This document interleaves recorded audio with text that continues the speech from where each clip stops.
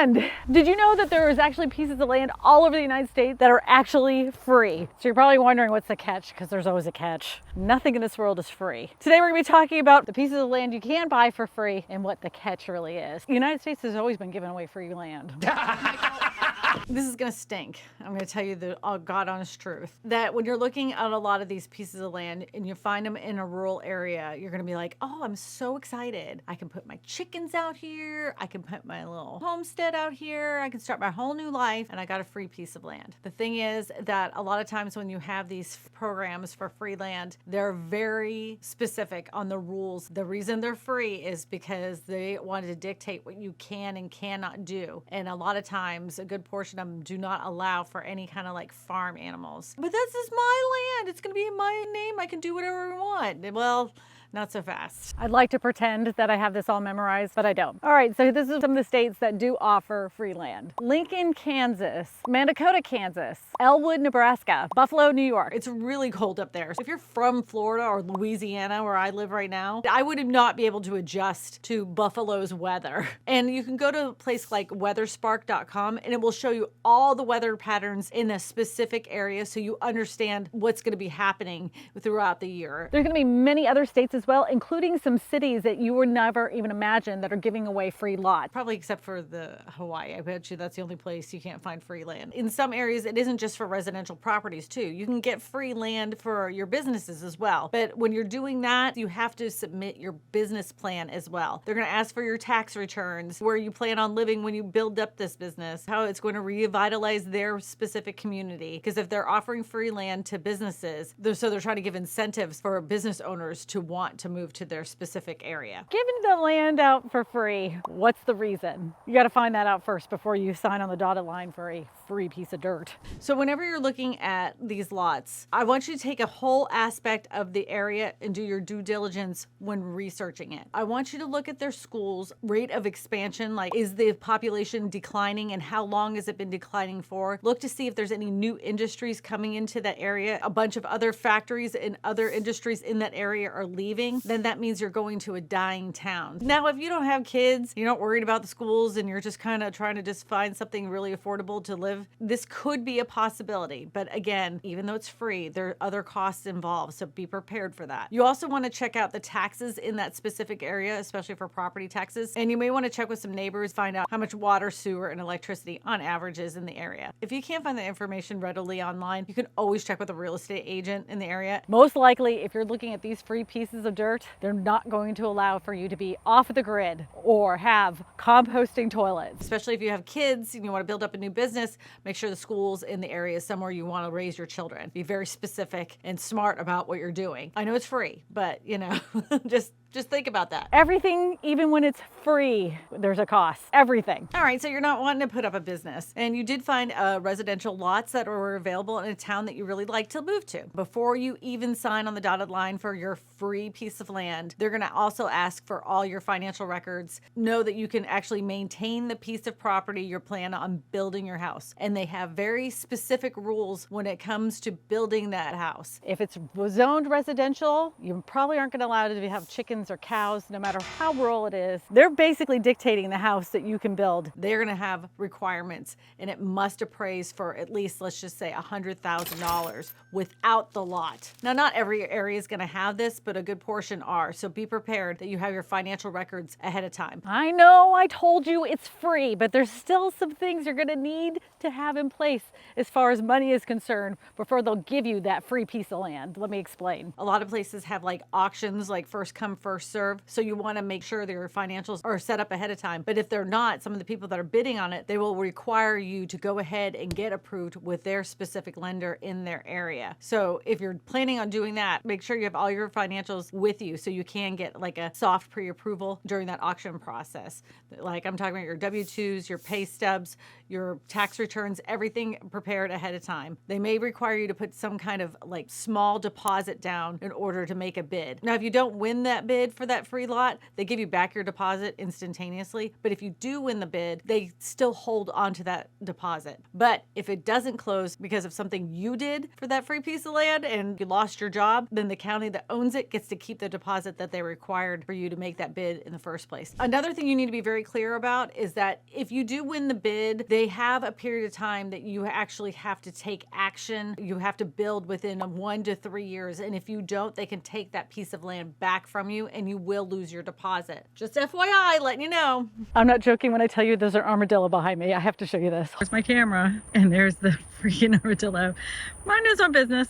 You know, having his best life. All right, you've checked out the town. You've already got pre-approved for the land, and now you've won the bid. So what's your next step? Well, the next step is that you're gonna have to go through this whole loan process all over again, because most likely the area is going to require you to build a brand new house. And most of them don't allow for manufactured homes or modular homes. So you're gonna have to use a lender that can approve you for a new construction loan. And since you don't own the land just yet, because you haven't closed on it, it may make the process even more difficult and take more time. Now, if this is a small town and you're working with a small bank, they're going to understand everything that's going on and they're going to try to roll that land in with the construction loan and they're going to roll it all together. But you're still going to have to go through that approval process. And it can be a real big nightmare, especially if you're starting a brand new business. Your financials could be a total nightmare for a lender, especially if you're working with somebody local. You just got to have to make sure you have the right credit for it.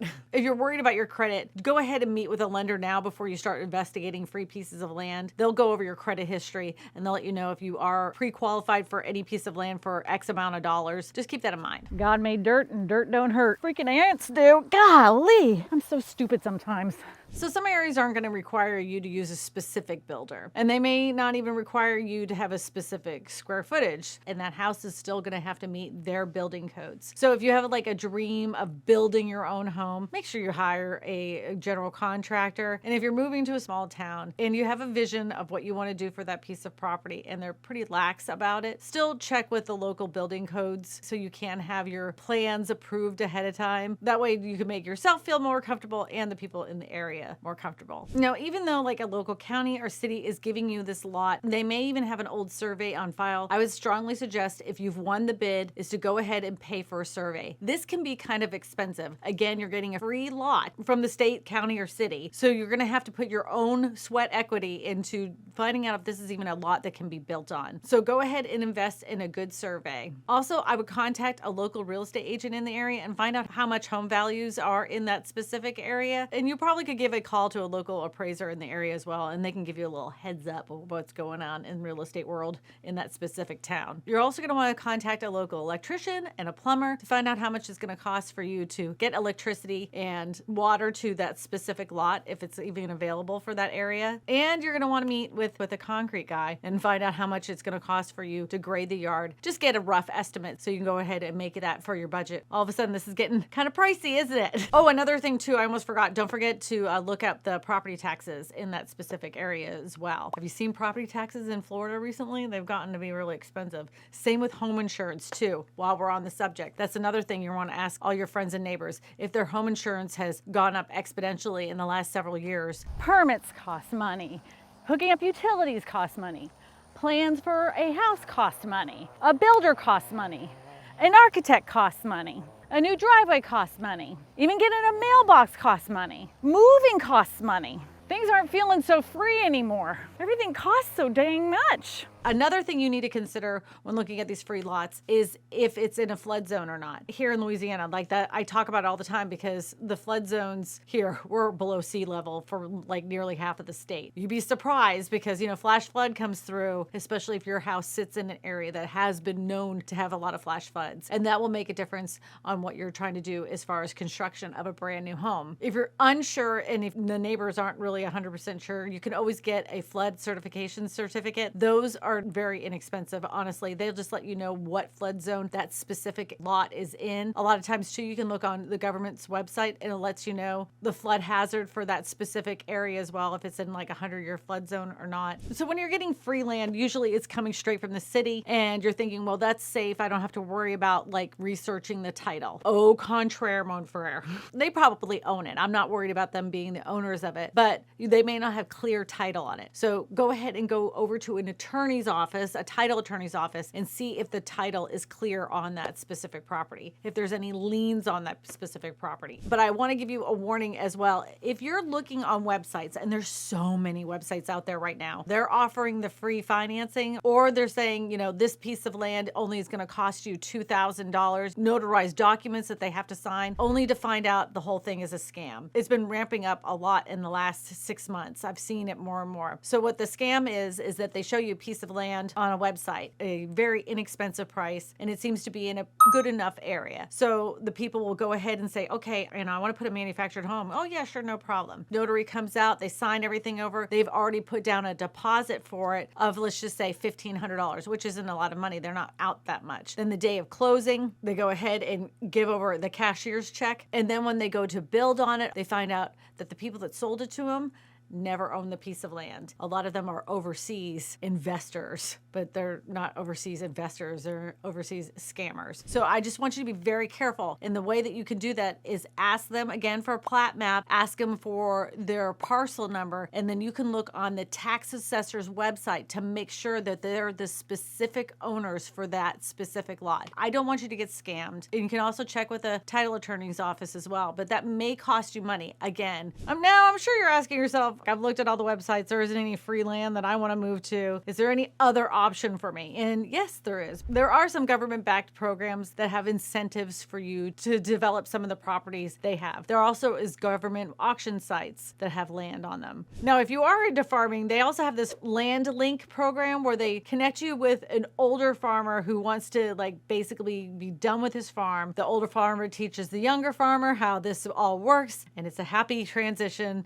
into their new life as a new farmer. There's also BLM land, and it's not the BLM you're thinking of. I'm talking about the Bureau of Land Management. They will have some auctions and options for cheaper land. Not free, but cheaper land. It's something you should look into. Now, you're going to have to prove that you are Native American. Now, I know that the federal government in the past year has been working with local governments to take some of the commercial land and turn it into residential land. Also, some residential land and turn it into multifamily land, which could work out for you, especially if you're trying to build a family compound. But you're going to have to keep your eyes out on local news, what's going on in your local area. So do you know anybody that's gotten a free piece of land and it hasn't really worked out for them? Let me know in the comments section below. To watch more videos about land and purchasing land, you're going to want to watch these videos right here. My name is Kristina Smallhorn, your real estate whisperer, and I tell you all this because good real estate information matters. I don't know where that armadillo went.